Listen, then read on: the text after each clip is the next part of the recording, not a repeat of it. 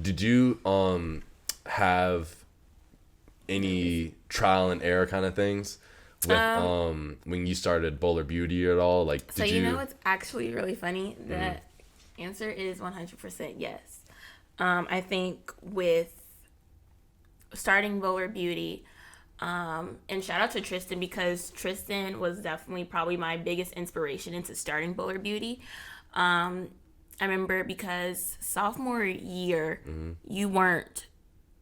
No, you were there sophomore year, but it was like probably first semester, Yeah. if that.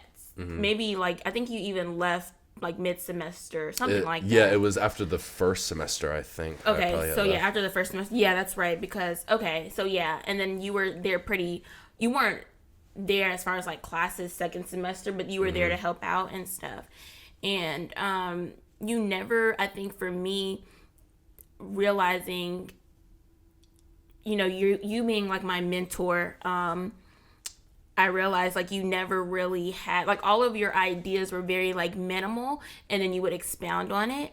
And I think that's what made me start Bowler Beauty, because I was like, okay, I don't need to buy $500 worth of equipment or items to get a business started. You know what I mean? Like just start minimal at first and then expound on that. And that's really how Bowler Beauty came about. And for me, I just thought about like the need and what I want to do as far as like the beauty industry and stuff like that. I remember the first time, because I didn't know how to sew at first or anything. Like, I'm a self-taught seamstress. Preach. So I remember the first time I attempted to make the bonnet. I ended up cutting the fabric too small. And I remember, because I actually like took like a marker and I did like the outline or whatever. And the outline was actually like a size of like a bonnet, and for a bonnet you need to do it a little bit bigger, because when you put the elastic through, it's going to shrink, of course. So I messed up with that one, cut the fabric too short, and ended up making it into a pillow. And I actually have the video of that. I'm gonna send it to you. So yeah, that was trial and error number one. Number two, I did make the bonnet. So we got somewhere, guys, but it ended up being a little too small. It was more so, I would say, doll sized. So that was trial and error number two. And then number three, I finally got it right. Like size, measurements, all of that. It was just perfect. And I actually still have my very first, bonnet prototype, I guess you can say, that I made. So yeah, I went through like, two trial and errors to, okay, what am I doing wrong, or what's something that I need to fix? Do I need like, maybe practice on like a different machine, or different fabric, or whatever the case may be.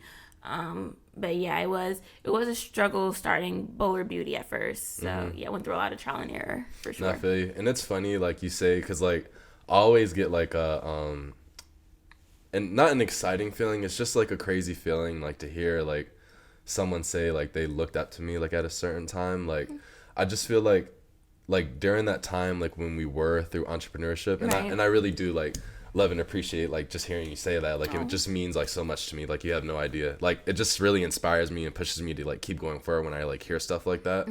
But it's just like I feel like during our tenure of going through entrepreneurship, just like being in that space, like everyone's trying to get on the same like wave kind of thing. Not everyone that was in the program, but like Right. everyone knew like who was like really like on top of their shit. And it's like like I feel like when a hustler meets another hustler, like they know, and it kind of you kind of feed off of each other's energy, and you really just do like inspire each other. I feel like that was really one of the main aspects that we really did like take out of like entrepreneurship. Like I wish like, and I told Yasmina this when she came on for an episode, like I wish like majority of us like all just kept in contact, because like and it was just funny, like we learned like about networking and all this other kind of stuff, but like are we really practicing the networking part of it like after we leave the program? Like we were all like smart, talented young individuals and shit, but like I mean I'm not sure, like, again, because we haven't really kept in touch with, like, all 54 students that came out of there. So, right. But, like, I'm not sure if everyone is still, like, wanting to be an entrepreneur. Like, but people, like, they get off of that, go into different kind of spaces. So. Exactly. But, I mean, I feel like for the ones that did want to keep practicing business and entrepreneurship, like, I feel like we should have all just kept in touch because, I mean, like, it just goes back to, like, you never really know who anyone could kind of really be. You know what I mean? So, like, and I just feel like we all could have played a part in each other's lives to kind of well, we would have obviously helped motivate each other, but I mean, just keep each other on top of our toes. You know what I mean? Like, you know, what are you doing with this? What are you doing with that? Like, you know, keep going. Like, just helping, like, motivate and push each other to get to the next level.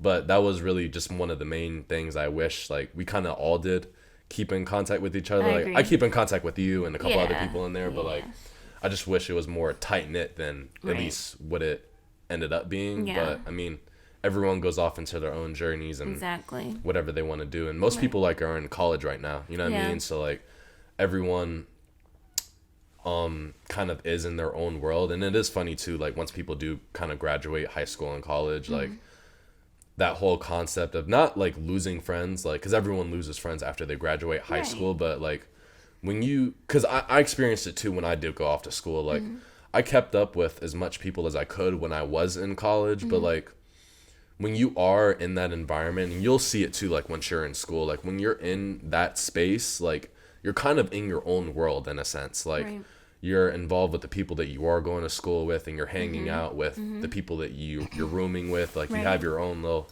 set of friends in school, and it's like you're starting your second life, and you don't really want to hold on to the last one, just because it's kind of like you want to keep pushing forward and all that kind of stuff. But I mean, like, you'll see it once you get there. Like, obviously we're gonna keep in touch forever. Yeah, for sure, for sure. Yeah, 100%.